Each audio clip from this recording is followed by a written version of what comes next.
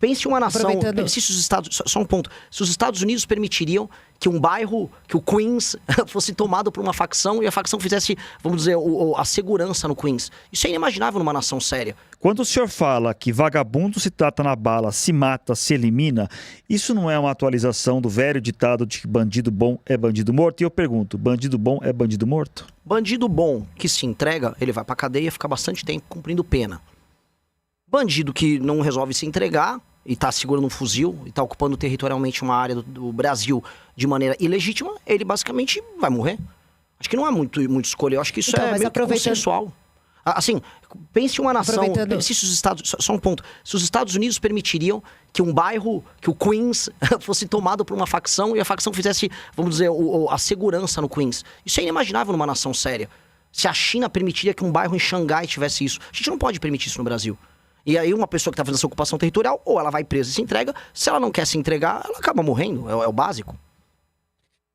Então, pegando uma declaração que o senhor falou também que quer apenas prender e matar as lideranças do crime organizado. Mas, de novo, essa questão, o senhor está explicando agora melhor, né? Se não se entregar, vai morrer. Mas desse jeito que o senhor fala, não parece… Aí eu quero saber a sua opinião em relação à pena de morte. O senhor imagina, se eleito, colocaria a pena de morte como uma pauta do Brasil para a gente enfrentar ela, já que o senhor está defendendo nesse caso… Claro, né? Enfim, são criminosos, etc. Mas a gente não tem pena de morte no Brasil. Aí eu queria sua opinião sobre isso, também misturando um pouco, já aproveitando com a questão religiosa, né? Eu não sei exatamente como é que o senhor vê essa questão, que é uma questão que tende ali a, digamos, afastar uma parte do voto cristão, digamos assim.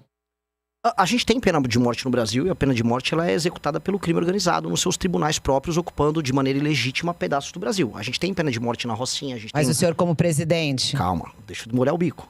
O presidente da República nem sequer com essa Constituição pode instituir a pena de morte. Porque é cláusula pétrea, a gente nem pode fazer isso. Isso seria numa discussão a posteriori que vale a pena a gente ter de uma constituinte num momento novo. Com a Constituição que nós temos agora, a gente pode aumentar muito as penas, que é o que eu pretendo fazer de pronto. Aumento de penas. E quando eu falo no prender ou matou, a discussão que nós temos que ter, que envolve o combate ao crime organizado, é colocar muita energia e muita ênfase nesse enfrentamento, na reocupação do território brasileiro. O entendimento que o Estado brasileiro tem que ter de que aquele território é dele. Veja, cara, tem uma coisa que me choca quando eu ando no Rio de Janeiro, quando eu vejo, por exemplo, generais, já tive reuniões com membros das Forças Armadas que vão naqueles clubes militares perto da orla ali. E aí eles vão nas reuniões, mas ele próprio militar, cuja função primordial é a defesa do nosso território, ele tenta evitar os territórios ocupados pelo crime. Ele mesmo sabe que aquele território brasileiro que ele deveria constitucionalmente defender não pertence ao Brasil. Mas ele vive naquela loucura que nós passamos a aceitar de que o crime organizado realmente é dono, é legítimo. Então, o que eu estou chamando é uma convocação por parte do Estado brasileiro a uma guerra para retomar territórios que são brasileiros e cidadãos brasileiros que estão na mão de gente que não tem o direito de controlar eles. A família do Marcinho VP não pode controlar pedaços do Brasil. Inclusive, o senhor defende algo chamado direito penal do inimigo, salvo engano, né? Sim. Que é pelo que eu andei lendo, que o senhor está defendendo, seria algo como algumas situações, alguns criminosos não teriam os mesmos direitos em julgamentos de defesa, de advogados, eventualmente, criariam um sistema jurídico próprio para algumas pessoas, algumas categorias de crime.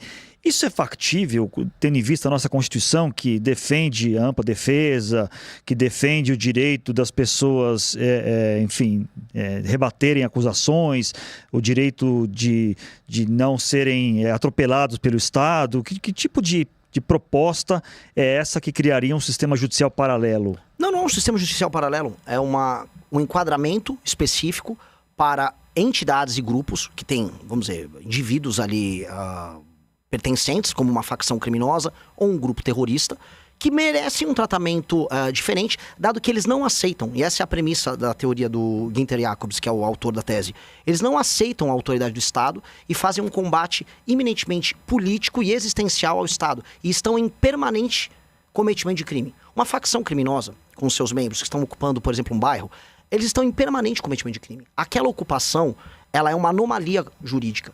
E aí o Estado brasileiro não pode tratar aquela pessoa que está, vamos dizer, ocupando o Complexo da Penha como um ladrão de galinha, como uma pessoa que teve uma briga de trânsito. Mas isso não é inconstitucional? Não, claramente de maneira inconstitucional? Alguma. Não é inconstitucional.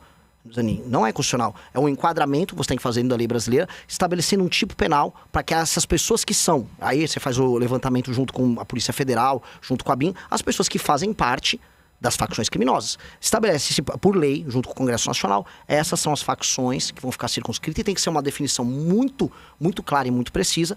Essas facções terão um tratamento diferente. Outros países conseguiram fazer. A Dinamarca conseguiu fazer. A Dinamarca separou membros de uma determinada quadrilha como parte, vamos dizer, de um organismo anômalo.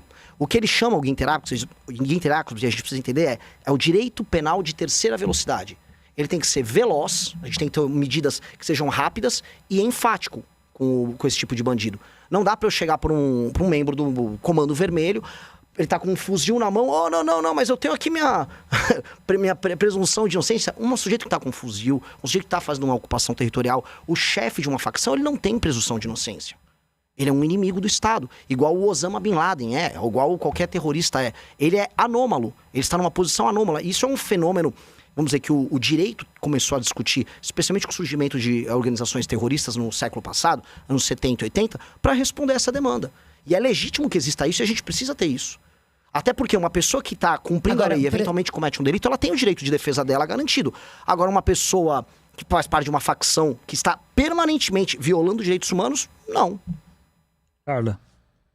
Agora, por exemplo, nessa discussão de segurança pública, um dos debates que é feito hoje aqui é sobre a existência ou não de um ministério dedicado para isso. E uma das discussões, quando se fala em segurança pública, o principal entrave é que, pela Constituição, é de responsabilidade dos estados, né?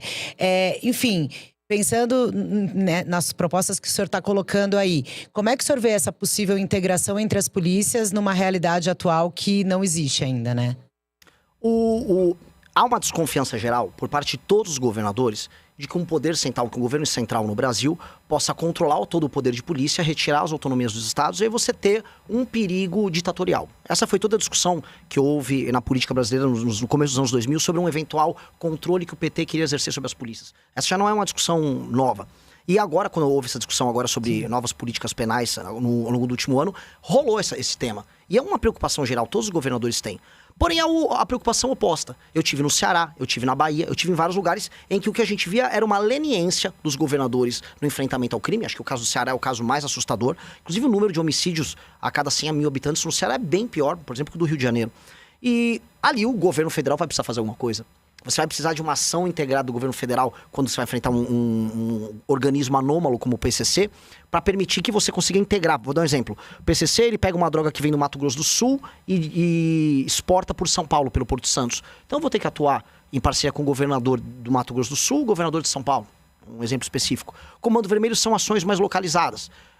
Há o papel do governador que, com novas leis penais e leis de processo penal e o trabalho sério com a polícia, ele vai poder debelar, e a maior parte dos governadores vão poder debelar. E há lugares em que o governo federal vai ter que atuar aí de maneira, vamos dizer, muito séria, para recuperar os territórios e garantir o direito humano do brasileiro comum quando o governador não cumprir esse papel. Um exemplo, se o governador do Ceará, eu dei esse exemplo recentemente, se o governador do Ceará não resolver cumprir o que está disposto na Constituição brasileira, que é ele guardar a segurança da população do Ceará, o governo federal vai fazer. Eu coloco as cidades que estão hoje sob comando do Comando Vermelho dentro de um estado de defesa. E aí eu tomo o controle da polícia local e aí o governo federal faz esse papel. Se o governo estadual resolver atuar bem, maravilhoso, eu tô lá para cooperar. Se ele resolver não atuar, aí nós vamos atuar.